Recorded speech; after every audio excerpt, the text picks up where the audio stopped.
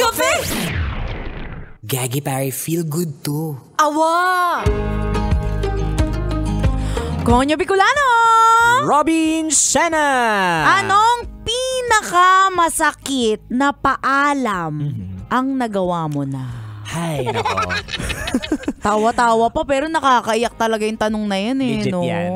Gagi pare, ako kasi mamas boy ako forever. Awa. And ang pinakamasakit na paalam sa akin was yung pinakahuling nakita ko rin yung nanay ko na sa bahay namin. Kasi ayun nga, syempre nauna na siya, mas excited siya sa akin. Nakipag-collaborate na siya kay Jesus Christ. Pero yun yung pinakamasakit na paalam ko. It was the last day of lamay niya sa bahay. Awa. Ilang taon ka na ito? High school ako. Pass sa next question tayo pag mga tanong edad. Hindi, pag sinabi mo naman, hindi naman namin alam kung anong taon. Around lang, mga nasa 20s ako. 22 high school? Ano ka, repeater? 24. Around 24. Akala ko ba high school? High school dad ko. Okay. 1920s daw, sabi ni Boy Pindot. Yung pinakamasakit kasi nga, syempre mamas boy ako. Tapos kinabukasan nun, mamas boy ka na, dun ako na kumukuha ng recharge kakampi. Sino na yung kakampi ko? Ang hirap mag-say ng goodbye. Oo, nanay mo lang yung pinakakumukonsinti sa'yo eh. Totoo yan. Na-imagine ko talaga kasi ako isang taon pa lang tayo magkasama, pagod na ako. Okay, yung hindi ako naliligo. Sasabihin niya, okay lang yan anak, mahal pa rin kita. Konsentidor nga yung nanay mo. Pero kay Robin siya, maligo ka nga, baho mo na.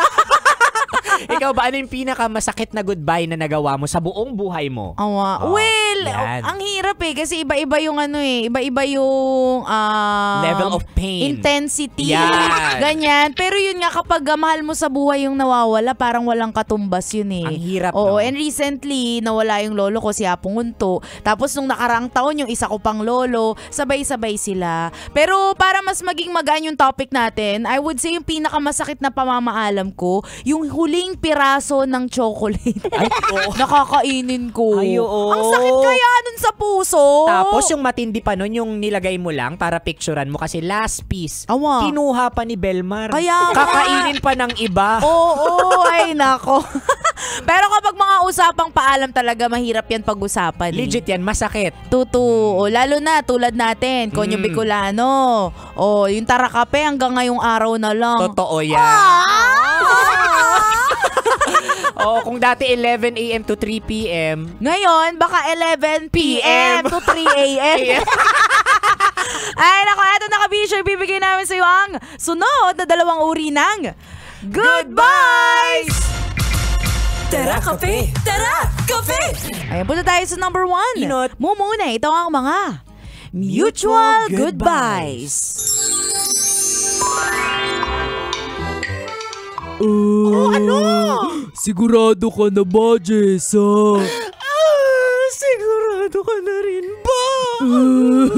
Magiging sigurado lang ako kung sigurado ka na rin na makikipaghiwalay sa akin. Magiging sigurado rin ako, Mar, dahil alam ko pareho nating alam na hindi na tayo nakakabuti para sa isa't isa. Totoo nga yan kasi toxic ka na. At toxic din naman ako. Pero kahit ganun, sigurado naman ako na mahal kita. At sigurado rin ako, Mar, na mahal kita. Pero sigurado akong kailangan din mangyari ito. Sigurado ka na ba talaga? Look at me. Sigurado ka na rin ba? Alam nyo, ako, sigurado na ako na nabubuisit na sa inyo. Kanina pa kayo, sigurado. Awa. Totoo. Kung maghiwalay kayo, maghiwalay na lang kayo. Oo nga, gulo-gulo nyo. Mutual breakup pang nalalaman. Bakit ka ba nakikialam, girl? Di kami sigurado pareho Ayan. Ginagalit nyo si Jessa eh. Kaya nga, ngayon na nga lang sila ni Mar eh. Legit yan. Uy, mutual goodbyes. Ito yung pareha ninyong kailangang pagdaanan ito. Yan. Hindi, ano ba? Hindi ba? Mutual Ibang show good na naman vibes. ako. Kaya nga eh. Ibig sabihin ng mutual good vibes, pareho nyo nang ginugusto. Gusto. Pareho nyo nang pinipili na magpaalam. Ikaw lutang ka na naman. Huling araw na ka. Kaya nga, ano ba naman? Papasabog ka pa. Huling latak na lang ng brain cells, di ba na itama? Oo. Kailangan ninyo magpaalam na rin sa isa't isa. Awa. Ay, pero pag gano'n, no, parang ang hirap pa rin. Parang, Oo. hirap. Wala namang madali. Pero I would say, itong mutual goodbyes kasi pareho na kayong matured. O pareho nyo nang pinipili at ina-acknowledge na hindi na kayo nakabubuti para sa isa't isa. Kaya kailangan nyo nang i-let go yung isa't isa. Love the word, maturity talaga. Awa. Diba? Maturity para... Uy, alam mo ba yun? Oo, maturity. But I love the word. Ang ganda pakinggan eh, pang matalino. yun na lang yung na-comment niya. I love the word. But the fact na pareha na kayong mature para tanggapin na, hindi na pala talaga tayo okay sa isa't isa. Totoo. Mag-grow tayo kung sa ibang tao na lang din. Oo, tsaka kasi makukumpara mo yan kapag hindi pa mature yung relationship. Yan. Ipipilit nyo nang ipipilit Oo. kahit nauubos na kayo. Yun yung mahirap, yun yung Oo, masakit. masakit yun. I love the word maturity. Tapos sasabihin mo, alam mo ba yun? Ay, anyway, that's number 1. Muna naman tayo sa last but not the least, number 2. Pandua. Pangadwa, ito ang mga bad buys.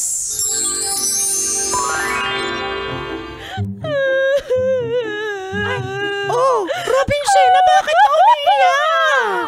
Bakit? Kasi mukhang maghiwalay na kami ni Konyo Bicolano. Totoo ba? Oh my God! Oh! Ay, girl, hindi pwede!